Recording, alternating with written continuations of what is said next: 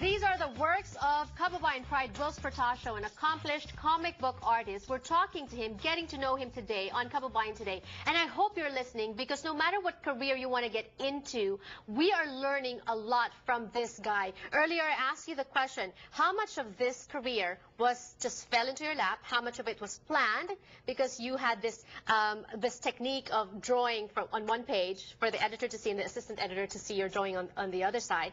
And then how much of this was just something that, you know, is something that just came to you?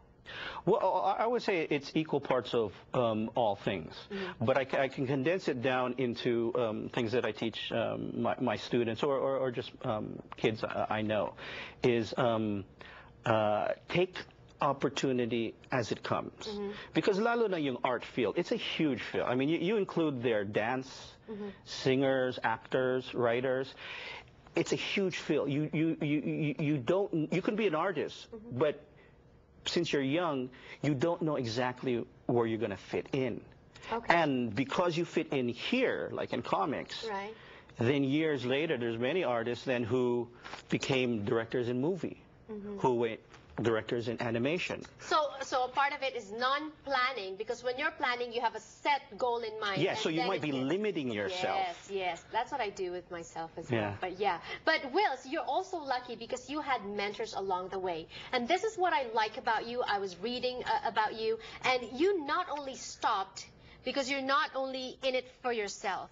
You actually went back to the Philippines to teach, to mentor. And I was talking to Whilce during the break earlier, and I mentioned perhaps your mentors made a big impact on you that made you want to really teach the young ones.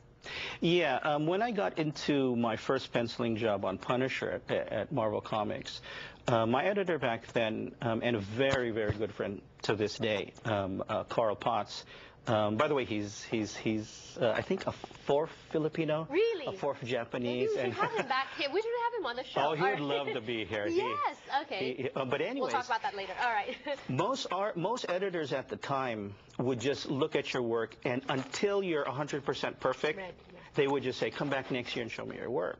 Okay. Carl, on the other hand, understood that we need to nurture people, because comics is a very, very, very hard field. Mm-hmm. I mean, you can go through the different fields like concept art or animation, and a lot of them will say they tried comics, mm-hmm. but because of the deadline, it was just too tough. It's crazy. Okay. Yeah, so we have a natural attrition rate of losing artists to other fields.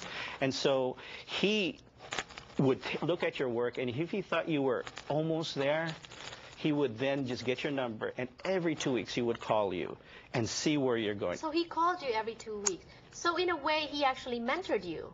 Yeah, so instead of me taking then another year coming back to him, mm-hmm. within a couple months, as I would learn from what he would teach, mm-hmm. then I got in earlier, and then I got in with a better knowledge of exactly what was expected. Okay, now it's not all rosy, it's not all lucky, because yes, Whilce had the talent, yes, Whilce, you know, got started at an early age, yes, Whilce had people around him helping him, nurturing his talent, and then yes, he had a fulfilling career. There was a halt to this, and he had to struggle over a traumatic, tragic experience. We're going to be talking about that, and how he found his voice back, and how he had to relearn how to draw and everything else. That's when we return on the show. Don't go away.